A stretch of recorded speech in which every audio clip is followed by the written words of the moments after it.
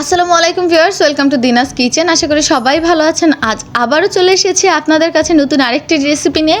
মাত্র 10 মিনিটে আজ দেখিয়ে দিব কিভাবে ফ্রাইড রাইস করতে হয়। তাহলে চলুন আর দেরি না করে দেখে নেই। রান্নার জন্য প্রথমেই আমি একটি কড়াই নিয়ে নিয়েছি, তাতে দিয়ে দিলাম কিছুটা তেল। এই পর্যায়ে আমি চুলার আঁচটা একদম মিডিয়াম করে দিয়েছি। তেলটা গরম হওয়ার জন্য অপেক্ষা করছি। তেলটা গরম হয়ে গিয়েছে, এখন দিয়ে দিচ্ছি কিছুটা পেঁয়াজ কুচি ও মরিচ কুচি। পেঁয়াজ ও মরিচ কুচিগুলোকে আমি হালকা ভেজে নিব। এখন দিয়ে দিচ্ছি স্বাদমতো লবণ। একটু নেড়ে ছেড়ে আমি একটি ডিম দিয়ে দিচ্ছি। ডিমটিকেও নেড়ে একদম ঝুরি করে নিব। ডিমটিকে ফ্রাই করার পর দিয়ে দিচ্ছি ক্যাপসিকাম।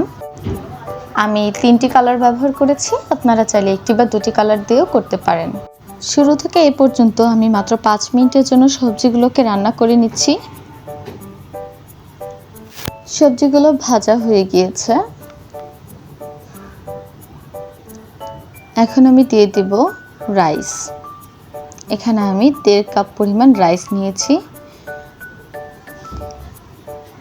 পোলার চালগুলো আমি আগে থেকেই কুক করে রেখেছিলাম।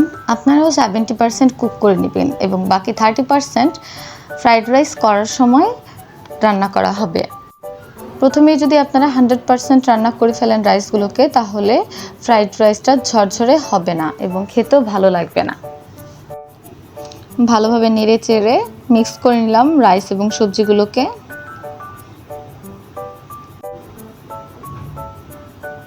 এখন দিয়ে দিব কিছুটা সয়া সস।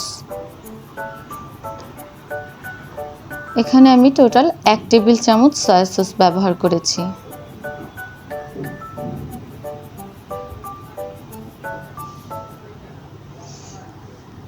ভালোভাবে মিক্স করে নিচ্ছি। আরও দিয়ে দিচ্ছি কিছুটা টেস্টিং সল্ট। এটা অপশনাল, আপনারা চাইলে না দিলেও পারেন। নেড়ে চেড়ে এবার আমি নামিয়ে নিব। এই তো হয়ে গেল আমার ফ্রাইড রাইস। আপনারাও চাইলে ট্রাই করে দেখতে পারেন। অনেকেরই খুবই পছন্দের এবং খুবই মজার একটি রেসিপি এটি।